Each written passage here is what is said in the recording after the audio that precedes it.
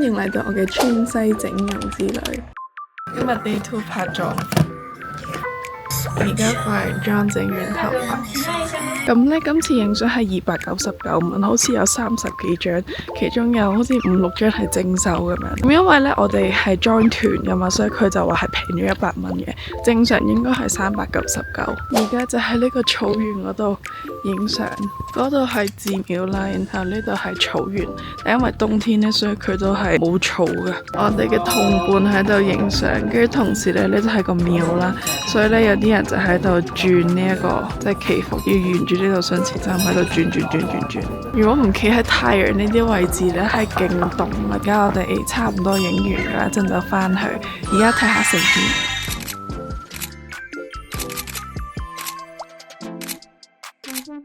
而家嚟到呢個密山公園，跟住呢度有個好似係咪一個祈福亭，然後喺度寫咗啲嘢。